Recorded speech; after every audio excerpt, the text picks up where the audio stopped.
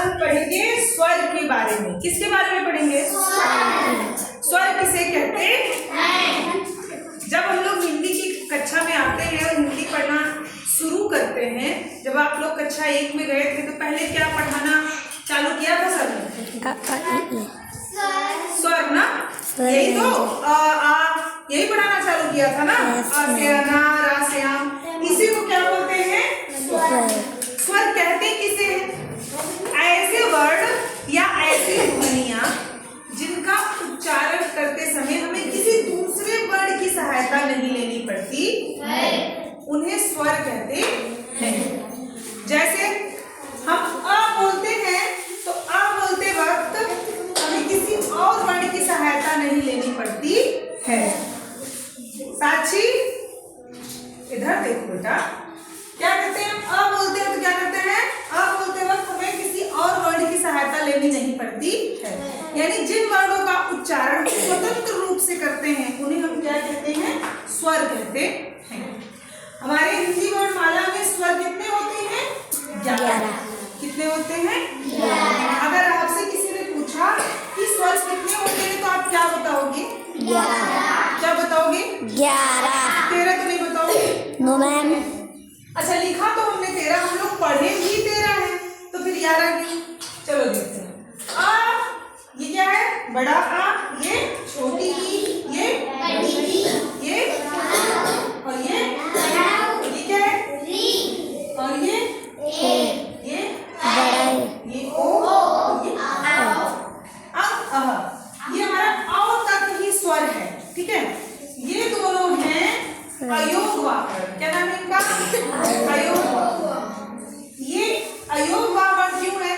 ये अं और अह जो होते हैं ना, ये स्वर होते हैं और ना ही ये व्यंजन होते हैं, लेकिन इन्हें स्वरों में गिना जाता है।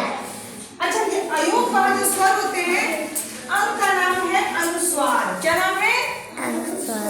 अंग को कहते हैं अनुस्वार। क्या कहते हैं? अनुस्वार। और अह को क्या कहते हैं बेटा? विसर्ग। क्या कहते हैं? विसर्ग। इसको विसर्ग, जहां 2 बिंदी लगती है वो विसर्ग है, 1 बिंदी ऊपर लगेगी वो क्या है? अनुस्वार। तो हमारे स्वर कितने हुए? 11, और 2 अंग अह को अयोग वाक्य कहते हैं, जो कि अनुस्वार और विसर्ग होता है। अच्छा, स्वर कितने प्रकार के होते हैं? कोई पूछ लेते हैं।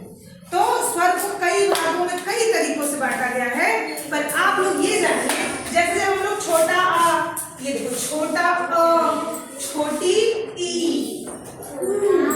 और री पढ़ते हैं ना, इन वर्डों को जब हम पढ़ते हैं कम समय लगता है ना?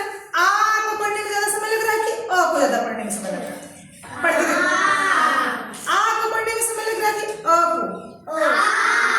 आ को ना, छोटी को कैसे पढ़ते हैं? ई ऐसे पढ़ते हैं। अब बड़ी को कैसे पढ़ते हैं? ई। छोटी को कैसे पढ़ते हैं?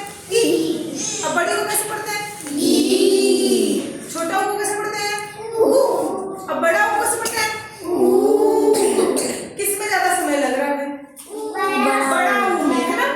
बड़ी ई में ना। तो जो छोटे छोटे वाले हैं ना, इनको कहते हैं ह्रस्व स्वर। क्या कहते हैं? ह्रस्व स्वर। कौन कौन से? अ, छोटी ई, छोटा ऊ और हमारा री। इसको कह सकते हैं जिन वर्डों को पढ़ने में, जिन स्वरों को पढ़ने में कम समय लगता है, कम मात्रा का समय लगता है, उसे क्या कहते हैं? ह्रस्व स्वर। ह्रस्व मीन्स होता है छोटा, ह्रस्व मीन्स छोटा। दीर्घ स्वर, दीर्घ मीन्स बड़ा, दीर्घ मीन्स बड़ा। मतलब बड़ा कौन सा है? आ, बड़ी ई, बड़ा ऊ, ये जितने बचे हुए हैं, ये जो बचे हुए जितने हैं, ये सब क्या है? दीर्घ स्वर। कौन कौन से?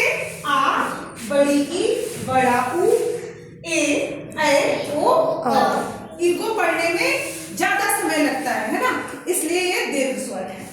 तो आप समझ में आया स्वर कितने हैं? स्वर हमारे जो है 11 होते हैं। ह्रस्व और दीर्घ 2 स्वर हो गए। अंग अह, इनको हम कहते हैं अयोग वाक्य, और इनका नाम, अंग का नाम है अनुस्वार, अह का नाम है विसर्ग। अच्छा, कहीं कहीं एक स्वर और लिखा रहता संस्कृत में प्लुत स्वर। क्या नाम होता है? प्लुत स्वर।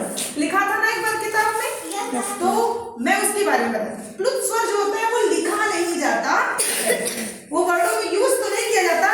जैसे किसी चीज को बहुत देर तक बोला जाता है ना, तो वहां पे प्लुत स्वर आता है। जैसे हम लोग बोलते हैं राम राम, कोई उच्चारण कर रहा है राम राम, तो राम राम लिख रहा है, तो कैसे राम लिखा जाएगा? ये है प्लुत स्वर, ऐसे लिखा जाता है राम राम, ऐसे कह रहा है। जैसे राम छोड़ो, ज्यादा सब लोग क्या कहते हैं? ओम ओम। अब ओम खींच के कह रहे हैं ज्यादा देर तक, तो ओम को कैसे लिखा जाएगा? ओम वो जो खींच के जो ज्यादा देर तक कहेंगे उसको कैसे लिखेंगे? ओम, ऐसे लिखेंगे। कैसे लिखेंगे? ओम। ये जो बीच का लिखा हुआ स्वर है ना, यही है प्लुत स्वर। यही क्या है? प्लुत स्वर। इसी को कहते हैं प्लुत स्वर। वो अपने यहाँ दिखता तो नहीं